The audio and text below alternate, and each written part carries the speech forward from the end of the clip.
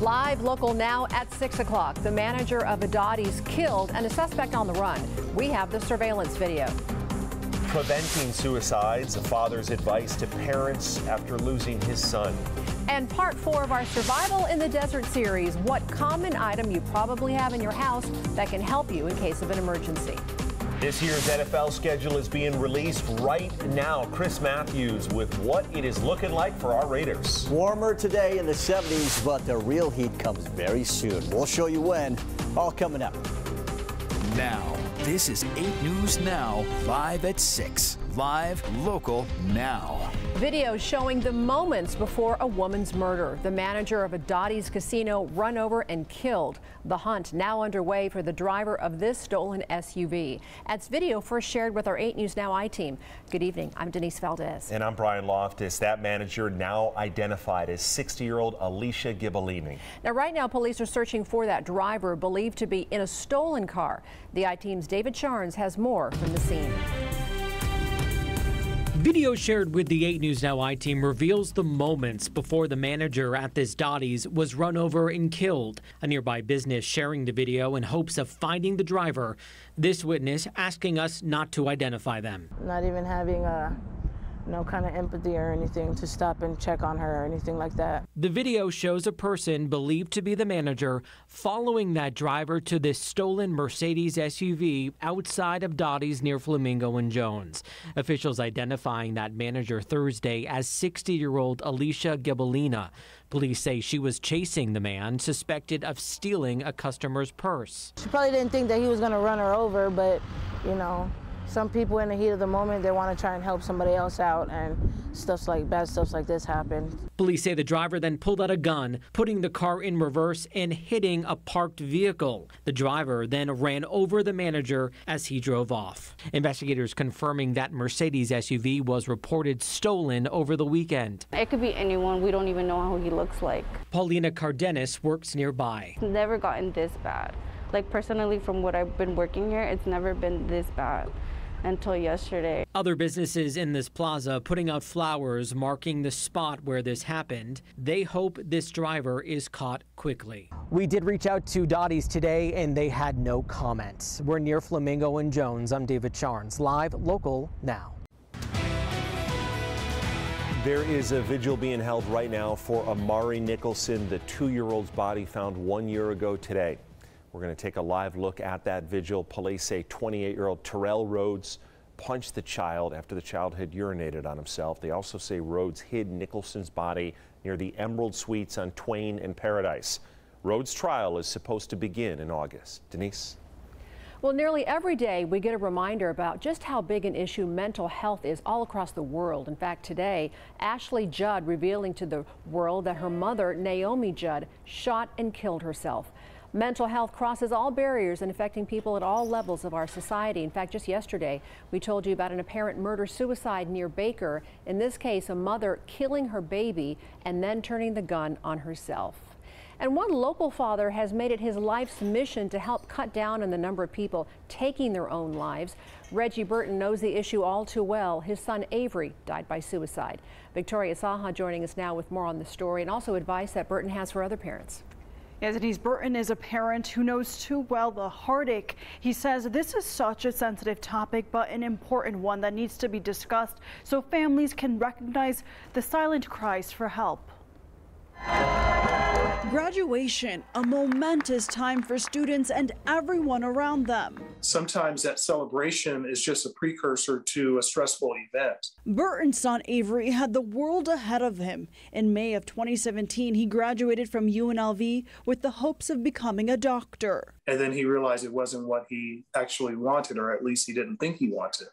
And that's what spurred the major depressive episode. Just 2 months later, that depressive state led Avery to take his own life. So this is a kid that was used to fixing problems, but this was just one problem that he couldn't solve. Burton says although his family was aware that Avery was going through a tough time, he says Avery was very good at hiding the extent of it, which he says is a common thing among those struggling with mental illness. Families default to love. They want to try to love the problem away. And what we need to try to understand, and the lesson we learned, is that love's not enough. And experts say it's okay for family and friends to take that first step to start the conversation. Having a really heart-to-heart conversation, and if there's any change that the parents notice that is different from their norm, then that's an area of concern and certainly needs to be addressed. A conversation that can hopefully turn the outcome around. The surviving family members, my heart goes out to them because they have a lot of questions and not a lot of answers. Since Avery's death, Burton says he started a foundation in his son's name aimed at helping those struggling. You can find more about the Avery Burton Foundation on our website at 8newsnow.com. Ryan. Victoria, thank you for that. The U.S. Postal Service is investigating after a mail carrier was apparently robbed. Happened this morning near Twain and Arville, west of I-15. There's the location. We're told the mail carrier was not injured. USPS says its investigative arm, the Postal Inspection Service, is looking into the incident and what exactly happened. A Las Vegas woman is accused of starving her 3 horses to the point that one of them had to be put down. Metro says Hermelinda Rocha neglected to feed or care for the horses. An arrest report shows they were very underweight. It also says one of them was seen eating its own feces. Rocha's next court date is set for the beginning of August. Weather now. Yesterday we did not even reach 60 degrees. Today, of course, we warmed up, and of course we had this too yesterday, a car damaged by a dust devil. This was on Rancho and Lone Mountain right near Santa Fe Station. We know there was a dust devil because you, the viewers, sent us a great video of it, and look at that fence just slamming into this viewer's car. So we thank you so much for sending us those pictures. That dust devil most likely had gusts up to 60 or more.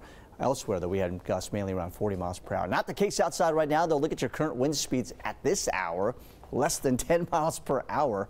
74 degrees today, so we warmed it up quite a bit, and humidity at 20%. Here are your weather headlines. Last cool day today, because after that, things really start to warm up tomorrow. In fact, our first 100-degree day of the year is in the 8-day forecast. Next week, though, get this, winds again, but a cooling trend. We're going to show you just how much we'll drop those temperatures for next week after reaching our first 100. That's all coming up in your most accurate forecast in just a few minutes. State Attorney General Aaron Ford is warning Nevadans to keep an eye out for scammers who are pretending to represent banks. He says his office has been getting reports from Nevada-based banks about these scams. So they're putting forward a few tips to protect yourself. And here's one of them. You can set up what's called multi-factor authentication. That's when a website calls or it'll text your phone after you log in. We have more tips for you on our website at 8newsnow.com. Well, the NFL schedule release day, it's really a big deal. People study it. Yeah, and now it's become like an event. Teams and their fans finding out where and when they're going to be playing for the next season.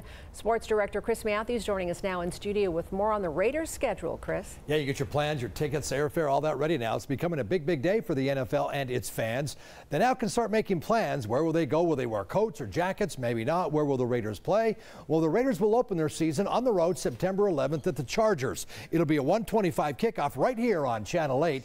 It'll be the 8th time the two teams have opened their seasons against each other. Now, Raiders' home opener is the following week at Allegiant Stadium, September 18th, against the Arizona Cardinals. And again, 1:25 kickoff right here on Channel 8, your network home for the Las Vegas Raiders. Hey, we don't have time to really run through the entire schedule. A few breakout games, though, always kind of fun and interesting here. The Raiders will play one Monday night game against Kansas City, Thursday against the Rams. That is week 14. Then the following week, it's December 18th, Sunday night here in Las Vegas against the Patriots. On Christmas Eve against the Steelers, the Raiders will visit the Steel City primetime game on NFL Network. Wow, you can catch out this entire schedule. Go to our website, 8newsnow.com, and check it out. And by the way, 9 games, possibly 10, will be here on Channel 8 this season. Coming up in about 15 minutes, John Treach is with Raiders tight end Darren Waller, who is holding his foundation fundraiser. Waller and some of his Raiders teammates, what are they saying about the schedule release? Back over to you guys. Denise.